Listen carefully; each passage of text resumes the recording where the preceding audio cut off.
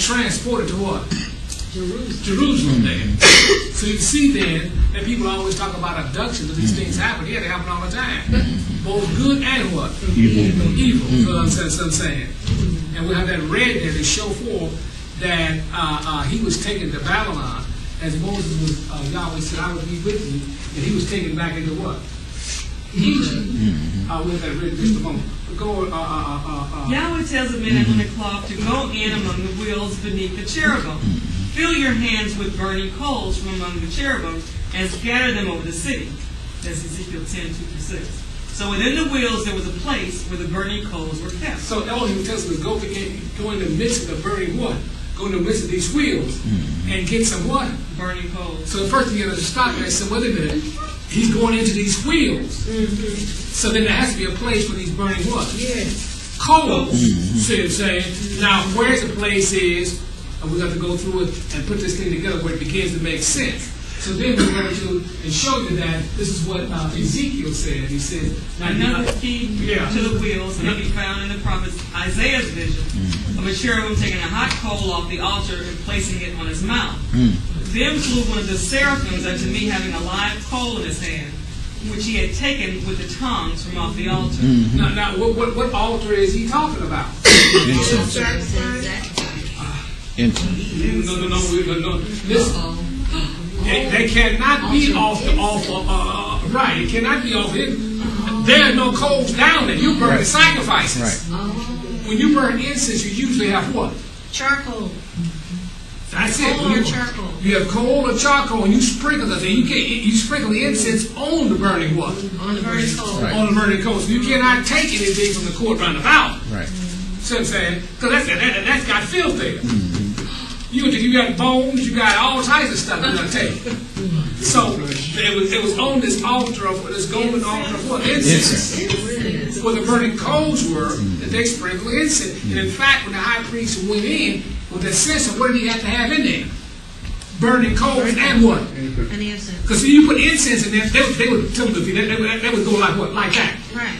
Be vaporized. They would vaporize. Okay. So you got to have the burning coals within that. Like if y'all ever burn incense on a stick, you know, you get to light it.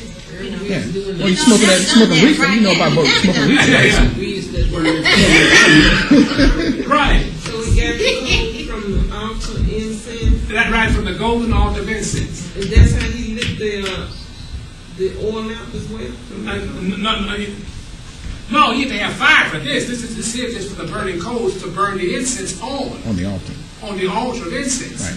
Because the incense themselves have to have some coals there. Right. See, now we go through, it says that it's, what that called? Where am I? Now the question is, what is the structure that houses the altar where the hot coals are kept? Right. Now there are two structures in the scriptures that Elohim instructed Israel to build that house an altar, the tabernacle and the temple. Right. There are two altars in the tabernacle and two in the temple. The brazen altar of burnt offering in the court round about, and the golden altar of incense in the holy place. Now these coals were on the golden altar of incense where the high priest would place the incense. So the four wheels are tabernacles. So they had to be tabernacles. So those wheels had what? He said go in between the wheels. So each wheel had what? Had an altar. So each one of those tabernacles, each one of those wheels were a complete what? Tabernacle within themselves on the four corners. So you only had one tabernacle here. But in the case of showing Moses, there were what? Four. Ezekiel. Okay. Now, what else can I? Okay, go to the next. And now we'll show further about these wheels. About it said whenever these creatures would move, the wheels would move. So when the angel creatures would move up, the wheels would move up. Now, what does that point to? And once you understand that, then you can kind of understand what the wheels are and how it's tied to the children of Israel. See, okay. Movement of wheels in relationship to the spirit creatures. Ezekiel also wrote in his vision about the wheels and living spirit.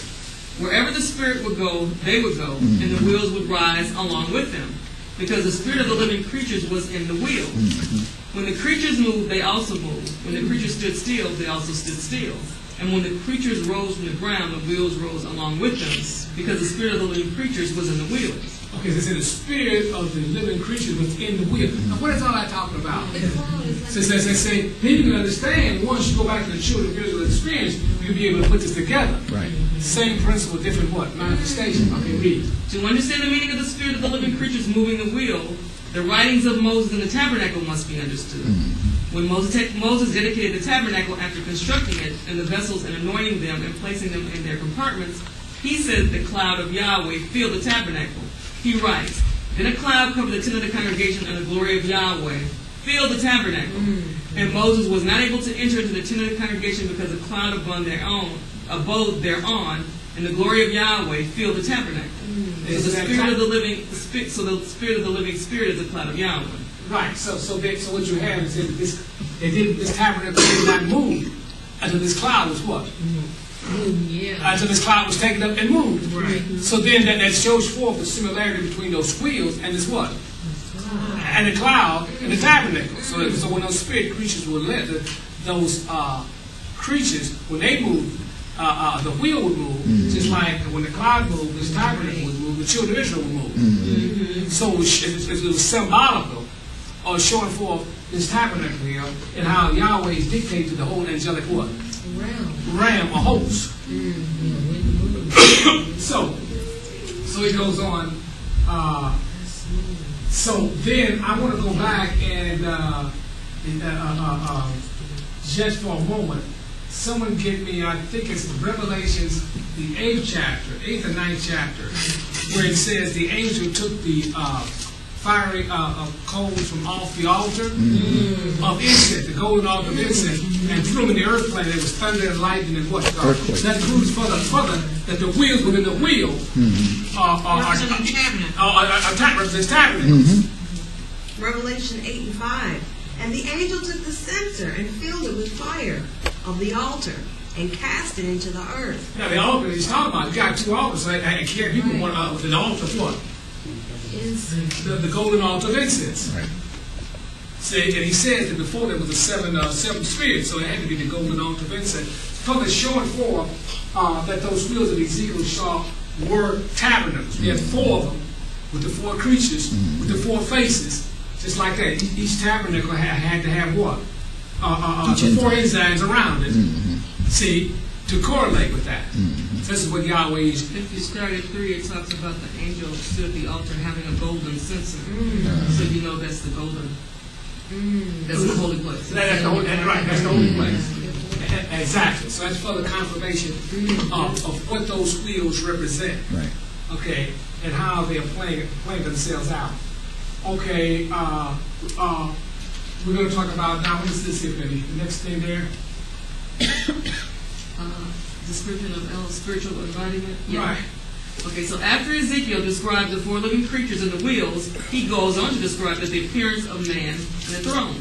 He writes the following: and above the firmament that was now above the firmament. Now you got these angels on one level and above the firmament. So by the pattern, how would you state this out? So the firmament would be like the second veil. Right.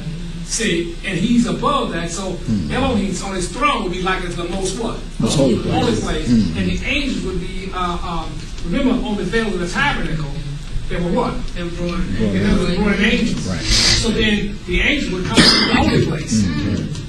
See, and then poor Ezekiel would be down there where? The court round about.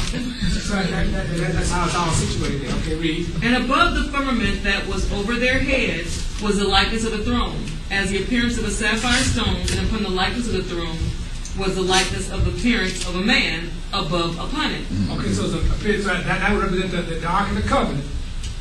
Would represent the throne of Yahweh, with Elohim or Yahshua Messiah sitting upon that throne. Okay, read. He said it was sapphire, okay, and sapphire stone. Okay, read. And I saw as the color of amber, as the color of fire round about within it, from the appearance of his loins even upward, and from the appearance of his loins even downward. I saw it as it were the appearance of fire. And it had brightness round about, as the appearance of the bow, and that is in a cloud in the day of rain. So was the appearance of the brightness round about. So it was like a rainbow around the throne. Right, exactly, a rainbow around this throne, exactly. This was the appearance of the likeness of the